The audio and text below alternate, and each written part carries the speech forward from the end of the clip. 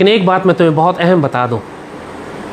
تم کسی مسلک سے ہو، تم کسی فرقے سے ہو، تم کسی جماعت سے ہو، اگر تم نے آج فلسطین کے مسلمانوں کو اکیلا چھوڑ دیا تو تم منافق ہو، تم گناہگار ہو، تم ظالم ہو۔ اس سے کوئی فرق نہیں پڑتا کہ تم کتنا خناس اپنے دماغ میں رکھتے ہو کہ میں ناجی فرقے سے ہوں، میں نجات پانے والا ہوں، میں بچ جاؤں گا، میرا عقیدہ درست ہے۔ تم سب خرافات ہو، تم سب فراڈ ہو، تم سب جھوٹے ہو، تم سب کذاب ہو، تم سب مکار ہو، اگر تم سیدی رسول اللہ کو آج غزہ میں اکیلا چھوڑ دو تو سوچو اس شخص کا حال کہ سیدی غزوہ بدر پہ تشریف لے جا رہے ہیں اور تم بیٹھے رہو اور کوک میں نہیں جاتا۔ ان ظالموں کو دیکھو جو سیدی غزوہ تبوک پہ تشریف لے گئے تو وہ مدینے میں بیٹھے رہ گئے، اللہ نے ان کو منافق لکھا ہے۔ بدترین وعید ہے ان کے لیے۔ آج پوری دنیا کے وہ مسلمان جنہوں نے سیدی رسول اللہ کو غزہ کے اندر تنہا چھوڑ دیا ہے،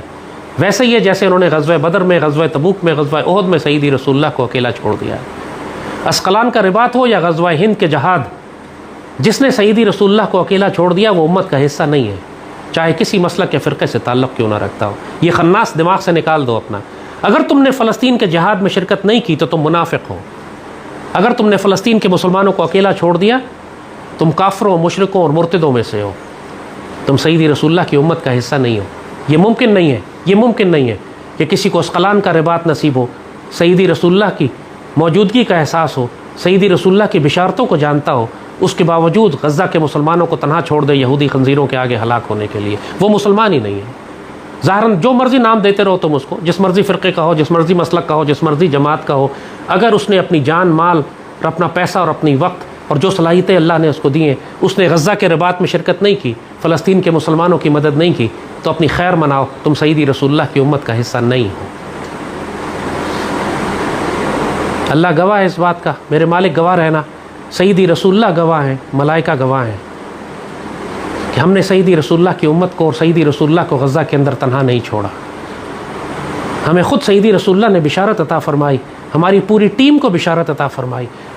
یہ جو حکم سیدی نے فرمایا، ہماری ٹیم وہاں موجود تھی، اس کو حکم دیا گیا تھا کہ تھوڑا تھوڑا کر کے مجھے تحفے بھیجتے رہو۔ اسی لیے اللہ کے فضل سے ہم آپ سے کہتے ہیں کہ یہ مشن جو ہم چلا رہے ہیں اس پر سیدی رسول اللہ کی نگاہ ہے، سیدی رسول اللہ کی اجازت ہے، یہ آپ کے حکم سے چل رہا ہے، اسی لیے چل رہا ہے۔ کیوں پورے پاکستان میں کسی کو اجازت نہیں ہوئی یہ ڈیوٹی کرنے کی، اور اس چھوٹے سے مشن کو اجازت ہو گئی، اس چھوٹی سی جماعت کو اجازت ہوئی،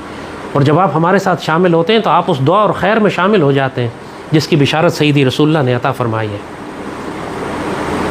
ہم آپ سے کچھ بھی نہیں مانگ رہے،